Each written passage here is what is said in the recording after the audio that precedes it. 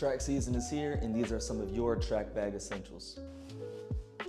All right, let's see what we got in here. First on the agenda is spikes. Investing in a good pair of spikes is important. I like to keep mine very clean and shape. Only ever use them on the track to avoid scraping and messing up the bottom. Cleaning the bottom of your spikes is something you should regularly be doing to avoid all the pebbles, sticks, and mud that like to mingle and mesh on the bottom of your spikes, ruining their condition. As you can see, mine are pretty well kept. There's a few leaves here and there, but nothing that's gonna ruin the traction from them. Typically with spikes, I like to go a size down. So if I'm a size 11, I invest in spikes that are 10.5. I like a tight, bundled up feel on my feet. I feel it gets more traction, I get more power. If your spikes are too big and you have space at the end of your toes, it's gonna cause for your foot to slide in the spike, which you do not want while you're racing. Spikes are typically more expensive than traditional running shoes, so treat your spikes with care and kindness so they can last a long time.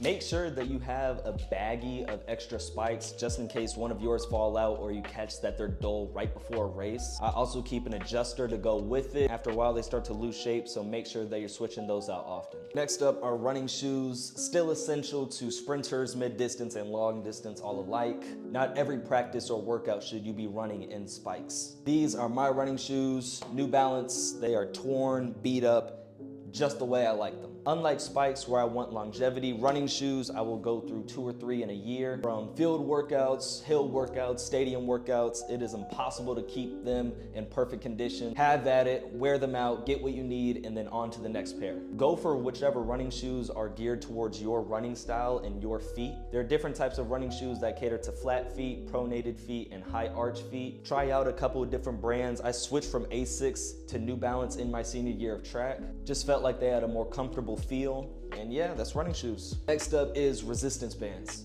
You can get resistance bands at any sporting goods shop. They have different colors for the different resistance, black typically being the heaviest. There are really good resistant bands, workouts, and training drills that you can be doing.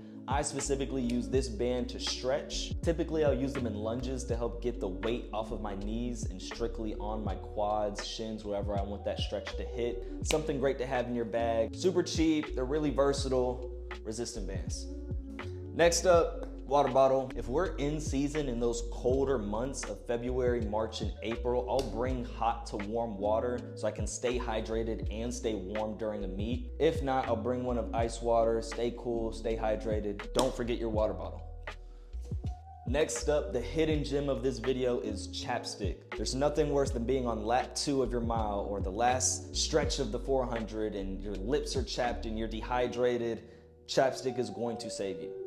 And last but not least is your own massage gun. Keep it charged. You'll use it before your races, after your races. Great way to get your muscles nice and loose. Typically after a heavy practice, you'll also want to foam roll, which is great. But for those minor aches throughout your body, having your own massage gun is helpful.